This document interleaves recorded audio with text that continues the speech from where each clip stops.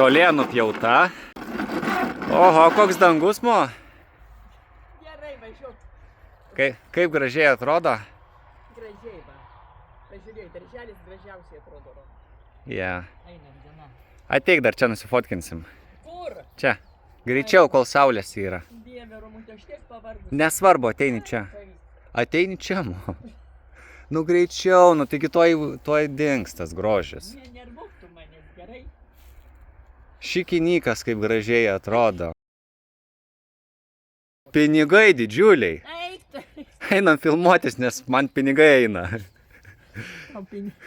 Gerai, žolė nupjauta. Šiaip užtrunka pas močiutę nupjauti žolę apie 4 valandas. Gerai, kad gerą nukėlį turi, viskas. Jo, šiandien biški greičiau ir žingsnių va, tiek padaryta. Ir neblogai čia širdis veikia, arba gal biški nešvaru ten po laikrodžio. Kad ir kaip ten būtų, nu va, apie kokie 9 km nueiti 8. Gal 8 labiau. Gerai, žolė nupjauta, bet yra pats geriausias daiktas. Žinai, kas būna žolė nupjovus? Einam. Tai gal čia nevalyk, ten toliau geriau. Nu gerai, tai leisk, aš paversiu. Va.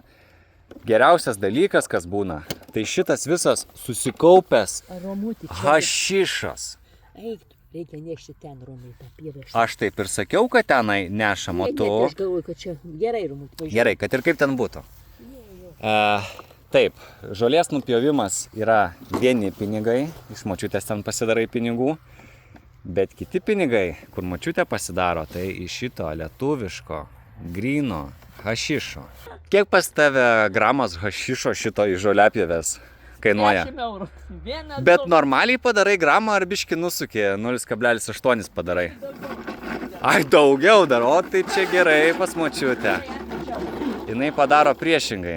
Tai ką domina, kas yra susidomėjęs tais reikalais, kreipkitės pas močiutę, sakė, perki, ko tu nori? Na gerai. Tai pas močiutę kainos geros, grynas hašas, kas dar nesupratot, tai jo tikrai. Va, grynos kaladės eina.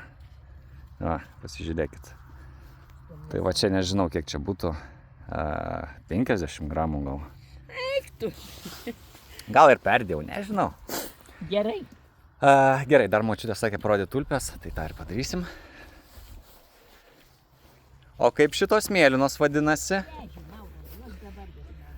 Bevardės gėlės. Supratau. Nu va. Ką tai čia graži ledausia, aš nežinau. Čia žiūriu, pasidarysim nemažai pinigų. Eik valyk, tik tai gerai rašiau. Tai aš nupjoviau, o tu jau susitvarkysi. Jo. Gerai, tai va tokie reikalai. Nesąmonė. Ankstesniuose video gal to nebuvau kėlęs. Jo, truputėlį buvau.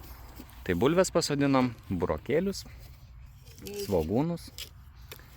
Močiutė šiandien nusipirko daigų. Nusipirko 15 pomidorų ir 10 agurkų. Ir dar nusipirko šiek tiek gėlių, tai iš viso išleido 40 eurų. Kainos vaikšto daigų. Agurkai ir pomidorai po 1,5 euro. Galit jūs parašyti, kokios kainos pas jūs, gal pigiau.